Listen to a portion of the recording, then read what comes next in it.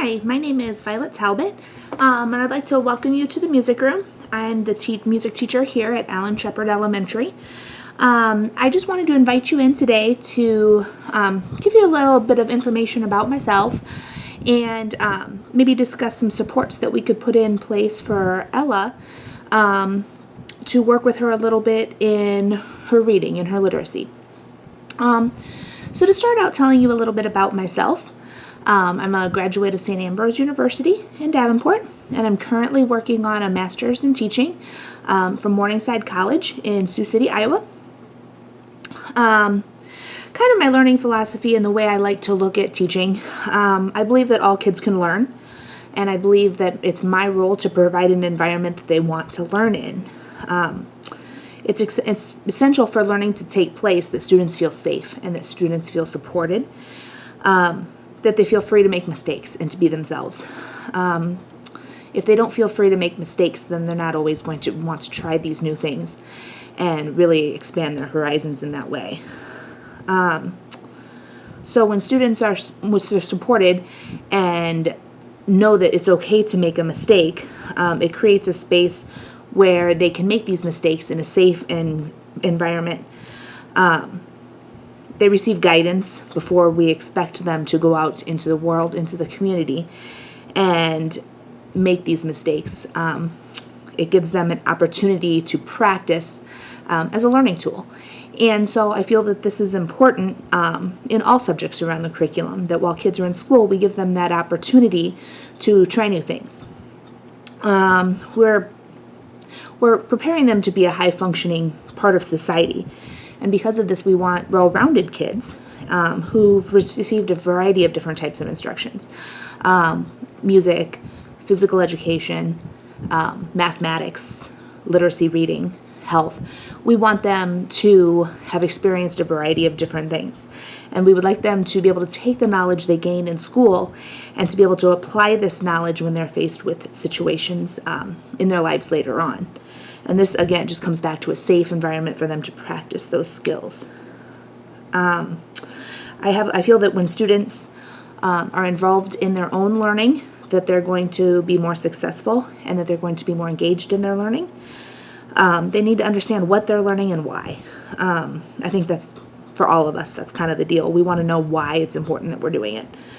And so they should have the ability to prove to me in a variety of different ways that, hey, I got this concept, it's something I can do.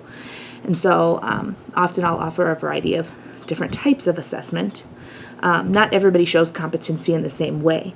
And so I do try to vary my assessment off and on so that kids have a chance to show me that they can do what I'm asking them to do, and so that they can show me this in a way that makes them shine how they are successful and how their mind and body works. I feel that kids learn best when we work in a collaborative environment.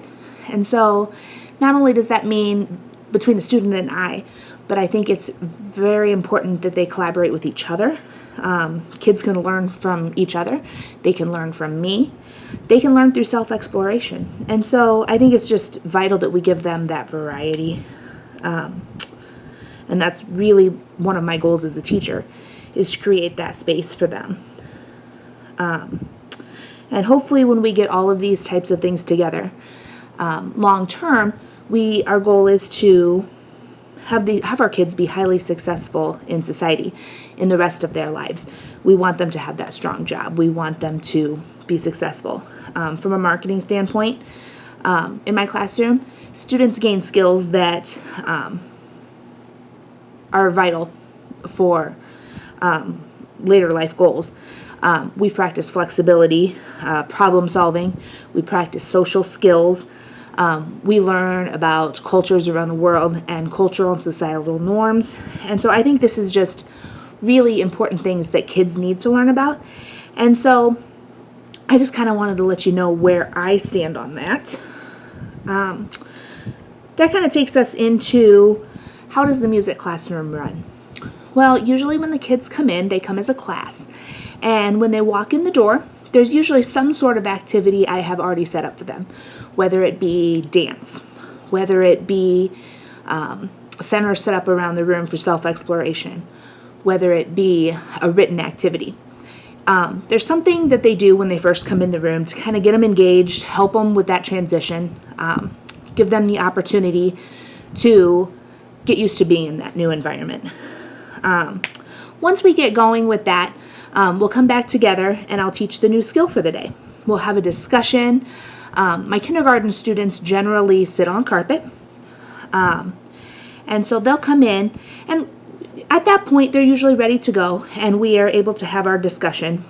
After that point, we move on to practicing the new skills, and that's generally, I like to do that through movement. After they've been sitting for a while, get them back up and get them moving again. And then towards the end of class, we'll kind of bring it back together, oftentimes in another classroom discussion. Okay, now that we've practiced this, now that we've tried it, what can we say about it? We generally don't have a lot of disciplinary issues in the music room. Generally, if a student or if a class is doing something where they need to fix their behavior, I count backwards from 3. The students know that we've talked about when I say 3, that means reevaluate your situation. Am I making the right choices?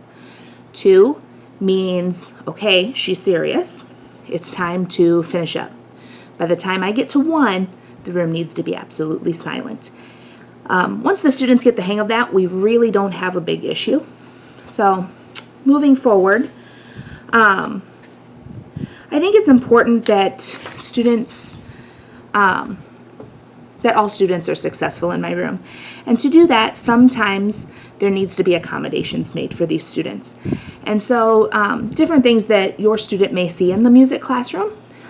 We do have some students who come to music with a one-on-one or 1-to-2 associate who works specifically with those kids to create an environment in which they can get the extra help they need when maybe I can't get to them as quickly. Although those associates generally work with those students, they do work with the other students in the classroom as well.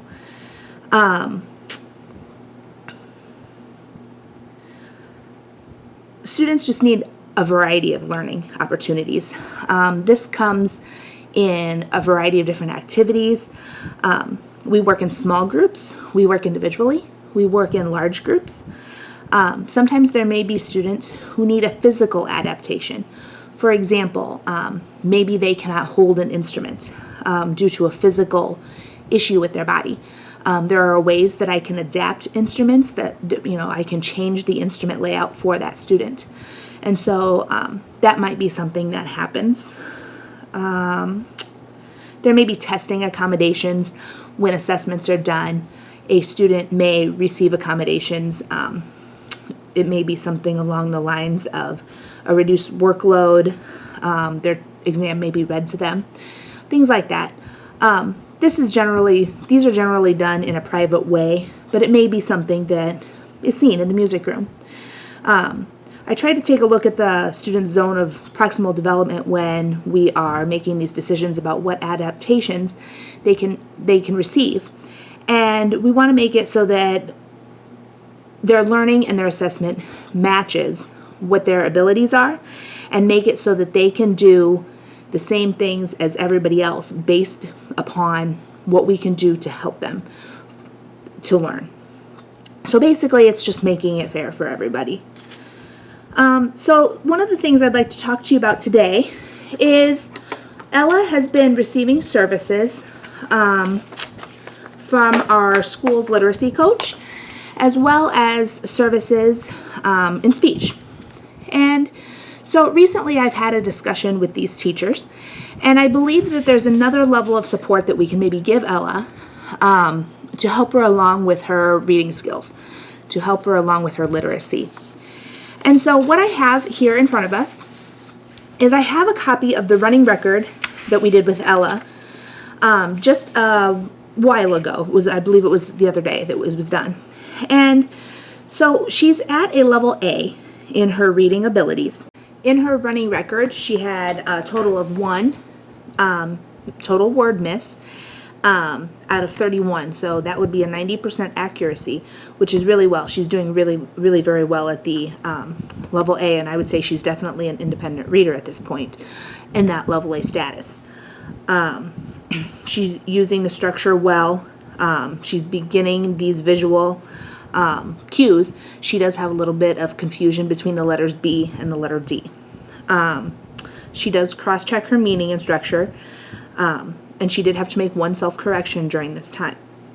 So again, very independent at this level. So now we'd like to see if we can push her a little bit further and see if we can just add another level of support, which will help her out. And we're looking at this point, we would like to see her closer to a level B where she feels comfortable learning in that setting. And so we'd like to really kind of push her ahead a little bit if we can. And so we would like to, I was thinking I could add another level of support for her. And so Ella has gone through and she's done this running reading, and she's fairly confident in the A at this point. And what I have noticed about Ella is that she sometimes struggles with her words, getting the words out, and sometimes they come out in a capacity that is she struggles to say them. And also I've noticed that she has a problem when it comes to stringing words together, getting multiple words out at one time, being able to say a sentence maybe without having to stop and breathe, to stop and think. And oftentimes this then is something that is pushed over into reading literacy when she reads aloud. And this is something that I feel as though I can help with as Ella's music teacher. And so there are some things that I was thinking that we could try moving forward with your approval. With this, Ella would still continue to receive support from our literacy coach, and she would still be receiving speech. But what would happen is I would add another level of support for her. We'd like to see her practice these skills a little bit more throughout the day, a little more often, and maybe just see if giving her another level of support can just make that happen for her. So what I'm proposing we do is I continue to see Ella in the classroom setting, and this would be with her homeroom class. She comes in and she participates in music class as normal.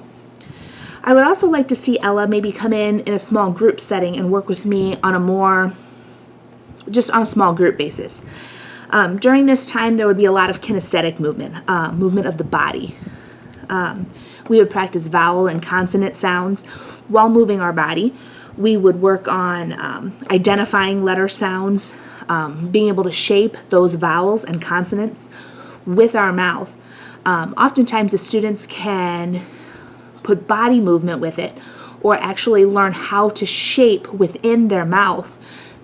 They can learn some of these concepts in a musical way. Sometimes that helps the students to move forward. So I'd like to also see Ella and pull her for a little bit of individual time, maybe 5 to 10 minutes, and we would do this on day 4s. During this time, what I would like to do is I'd like to work with Ella directly with what she's working on with her literacy coach. And so some of the practice materials that she is using at this particular time, I would like to work with her as well. And what we would do is we would practice telling the story, acting the story out, and creating music with the story. Sometimes when students struggle to produce sound, oftentimes when they cannot speak it, they can sing it. And so we would practice making those longer sentence structures. We would practice seeing if we could sing multiple words together, and then backtrack to see, can we speak those words together? Okay, can we read those words together? So those are just some things that I would like to maybe add to support Ella for a little bit. What her literacy coach and her speech pathologist and I were thinking was maybe we could implement this for 6 to 8 weeks or so and just come back together and reassess. Is it helping? Is there something we can tweak that will make it work more? But as I said, basically it's just another level of let's give her more practice throughout the day. Let's give her different opportunities to practice in a different way. So that is what I'm proposing that we would do. So if I could just show you this running record.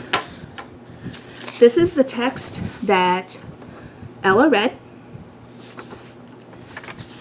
Now on this, the check marks are the words that she did well on. You can see over here, she struggled with these words a little bit. Kind of went in reverse a little bit here. And so what she did in her level A was really, really strong in this running record. And so we would just like to push her forward a little bit to see if we can add a little more support for her. So thank you for spending your time in the music room, and I appreciate your input. Thank you.